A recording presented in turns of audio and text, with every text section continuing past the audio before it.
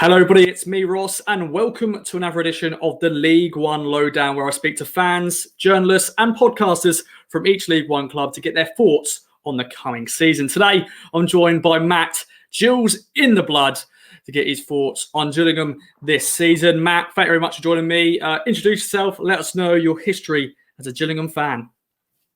Yeah, first of all, thank you for inviting me on. I've been looking forward to this all day. So, and it's nice to start talking about club football again. I know we had the Euros for a month and we all ended up disappointed right at the very end. But obviously the bread and butter for all of us, isn't it, is Ipswich and Gillingham and our own club allegiances. Yeah, so I really appreciate the invite. Been a Gills fan. First game was 1989, went with my dad. I think we beat Northampton 1-0. Remember absolutely nothing about the game. I was 7. Started going regularly with my mates when I was a bit older, mid-90s. First season, in fact, was when Paul Scully took over and we got promoted out of what's now League Two. So that wasn't a bad starting point all the way up through the championship years. Stopped going a little bit due to work and getting a bit older and you know, getting married and girlfriends and kids and stuff like that. But I've had a season ticket now for a few years again. And started doing the YouTube channel in February 2017. So about 4.5 years now, nearly. It's been going really well. It's great fun. It is something that I can do to vent without the wife having to listen to me moaning about how poor Gills have been on a Saturday or a Tuesday again. And yeah, it just sort of went from there. I was invited onto another fan channel and really enjoyed it. And I thought, well, I don't want to, you know, step on their toes and, you know, take over there. So I thought, well, I'll do it myself. Me and a couple of mates do it, and we do 3 regular shows a week. That's like a match day live, obviously, if we're at games pre-COVID and all that, of course, and hopefully soon again. Monday review, looking back at the weekend games, and then like a review of the week on a Thursday where we can look back at any sort of news, any Tuesday fixtures, and then previewing the Saturday game. So, yeah, been doing that. Got a Facebook page now, Twitter page, Instagram page. So yeah, it's snowballed and it's been really good and really enjoyed doing it. The interaction with the players, especially last season when we couldn't go to games, was really good and really helped. So yeah, that's my background. Love that. And well, let's get right into all things Gillingham. Last season finished 10th with good old Steve Evans in charge, the character that is Steve Evans. The transfer window, it's July at the moment. Still got a month and a half left of the transfer window. But your thoughts so far on the signings, the outgoings? You know, you've got those big outgoings, you know, Jordan Graham, Dominic Samuel, Jack Bonham, 2 or 3 key players left. Are you happy with your recruitment so far? I'm happy with what we've got in. We still need more. I think that's abundantly clear, but I think there's plenty of clubs that are still in a similar situation to us with COVID. Obviously, everybody's having to tighten the belts a little bit. There's a couple of exceptions. There always is.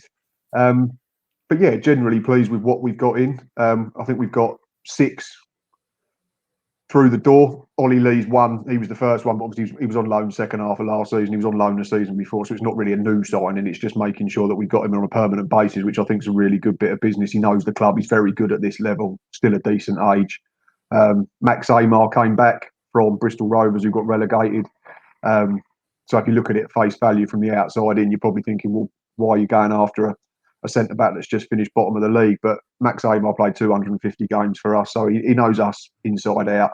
And he was very good for us before that move, and he never really wanted to leave. I don't think it was just his hand was forced a little bit, I think, because we couldn't offer contracts at the time last summer because nobody knew what was going on with the COVID situation. So he moved on and had to look after himself, his career, his family, and all that type of thing. But we've got him back on a free transfer, and I think he'll add some much needed experience at centre half. That was something we really lacked, especially the first half of last season. I think Jack Tucker had about 6 centre-back partners before Christmas, and then probably 2 between then and the end of the season, and the results changed for it. And I'm not saying Max Amar's going to come back in and we're going to win the league or anything like that, but it just gives consistency and continuity in terms of selection. He knows Jack Tucker from the season before, so that's a clever signing. David Tatonda's come in from Bristol Rovers as well. Don't know a great deal about him. Seems that he's out and out quick, prefers playing as a wing back, which is strange because Steve Evans has rarely played wing backs when he's been with us, so that'd be one to watch. But we had Connor Ogilvie a couple of seasons ago, who Steve Evans said would never play left back when he took over in 2019, and Connor Ogilvie left at the expiration of his contract in the spring and was probably one of the best left backs in the division last season. So I'm confident that Steve Evans and Paul Rayner and all the coaching staff will be able to develop Tatonda's defensive side, and if he's as quick as people are telling us, then I think he'd be a good option getting up and down and providing crosses from advanced areas. Ben Reeves hasn't played a lot, but technically he's very good. Has won a couple of Northern Ireland caps, so comes with pedigree. Aaron Chapman, I think, as well, knows Steve Evans because he played for him at Peterborough a couple of seasons ago. He's lost his way a little bit, but he's huge, absolutely huge. And so I think probably about the same size as your keeper and our former keeper, Thomas Holy. So I've not seen anything of him. We've only had one friendly, unfortunately, because we've had a COVID outbreak. So the boys are only back in today after 10 days off. It was a 3-3 draw in a game where we played 2 different 11s. So not going to take too much notice of that. And the last one's Danny Lloyd, who I think could be a really clever bit of business, was very good with Steve Evans at Peterborough for half a season and then went to Salford, got offered big money to go and play in the conference, I think it was, or the National League, or whatever it's called for the younger viewers, and didn't really work out. But he sort of got himself back on track last season, did well at Tranmere and got them into the playoffs in League Two. And he certainly got a good enough pedigree to be playing League One. I think the last time he was in this division, I think it was 8 goals and 4 assists from about 30 games. So can play either side. Works hard, which I think you have to play in a Steve Evans side. So that's the 6. Obviously, the big ones that we've lost are Jordan Graham, who's gone to Birmingham, Connor Ogilvie. I'm surprised hasn't been announced yet anywhere else. Jack Bonham, the keeper, went to Stoke, which I thought was a bit of a strange move. I'm not sure he's going to play a great deal, which is a shame for him because at 27, 28, he's coming into his prime years and probably wants to be playing football. But if he's gone up there and he's backing his own ability to challenge the other keepers at Stoke and play in the Championship, then good luck to Jack. Not too worried about that, though. I think decent League One keepers you can get hold of pretty readily at the moment. So we definitely need another one in, obviously. And who was the other one? Dominic Samuel, you mentioned. Very good when fit, but sadly not been fit really for probably the best part of 4 years. So I think we let him go rather than he decided not to sign a contract. The rumours coming from people that sort of know around the club was that he wasn't fit enough to play 2 games a week. So Steve Evans decided to cut his losses. I'd imagine he was on a decent enough wage, relatively speaking, for us at least. So if we can go and use that to get people in that can play 30, 40 games a season, then it makes sense. But the others, Matty Willock, Sasha Bastien, the keeper, and a couple of others, barely featured. So they're not going to be, a great loss. We probably still need 4 or 5 in through the door, which would give us around 21 plus a couple of kids to supplement if we have injuries and suspensions. And that's probably what we'll roll with. Again, we didn't roll with a big squad last season, and we've got this transfer embargo hanging over us at the moment, which our chairman wasn't too pleased about. Apparently he didn't know anything about it until it came out on social media. But the manager came out in the press and said it doesn't really affect how we work. It just means we can't top up loan wages. And at the moment, until it's cleared by the auditors, we can only offer 1-year contracts. But Gills tend to only offer 1-year, 2-year contracts anyway, and we don't pay a fee generally. So I don't think it's going to have too much of an issue in terms of what Steve Evans and Paul Rayner are trying to do in terms of incomings. But yeah, that's about where we are. Like I say, we've only had one friendly, unfortunately, because of this COVID outbreak. I think we go to Colchester on Saturday and then Millwall at home on Tuesday. And then I think we've only got Leyton Orient and Norwich left before we get going in about 16, 17 days. Yeah, bring it on. I know a lot of fans cannot wait to get back in the stadium. I'm sure yourself can't wait to get to Priestfield. Yeah.